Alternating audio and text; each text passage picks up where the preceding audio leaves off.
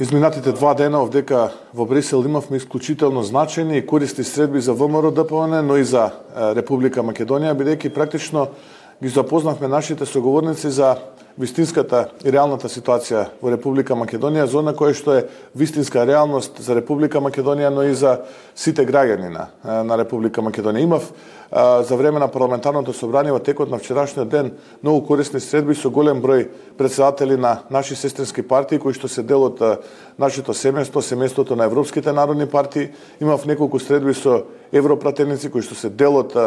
нашите сестрински партии во рамките на Европската народна партија и генерално разговаравме за сета она реалност во Република Македонија, за политичкиот прогон кој што се случува на политичките неистомисленици, претежно опозициони мислители во Република Македонија. Зборувавме за отсуство во реформите во здравството, во образованието и за сето она кое што представува практично неуспех на владата на Зоран Заев и СДСМ во Република Македонија. Исто така ги запознав соговорниците за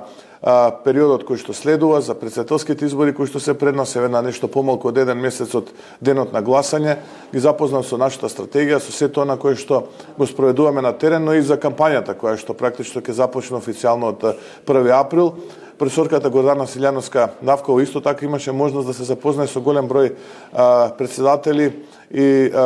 европратеници од редовите на Европската народна партија, да ги запознае со незините гледишта, со програмата која што ќе ја презентира пред граѓаните во Република Македонија, како иден претседател на Република Македонија и за сето на кое што представува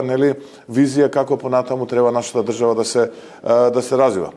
Денеска имав исто така квалитетна средба со претседателот Дол. Разговаравме за актуелностите во рамките на нашата Европска народна партија, но исто така и него го запознав со актуелните политички случувања во Република Македонија, насилното однесување на владата, насилното однесување на институциите, сега на 1 месец пред практично гласањето во рамките на претседателските избори. Разговаравме и за политичкиот прогон, отсуството на реформи во Република Македонија, но и разговаравме и за ветувањето кое што претседателот на владата, господин Зоран Заев, го даде дека доколку изгуби неговиот кандидат на претседателските избори, таму некаде на есен ќе распише предвремени парламентарни избори. Го држиме за збор господин Зоран Заев, бидејќи сигурно веруваме дека ВМРО-ДПМН и професорката Гордана Силјановска ќе победат на претседателските избори, а со тоа ќе се исполни единствениот услов кој што себе си го постави Зоран Заев, а тоа е доколку ги изгуби претседателските избори да распише предвремени парламентарни избори таму на есен. Предвремени парламентарни избори за Република Македонија ќе значат нова иднина, вистинска иднина со вистински структурни реформи, а не фингирани и лажни вести кои што дека ги спорачуваат во Брисел во рамките на Европската комисија.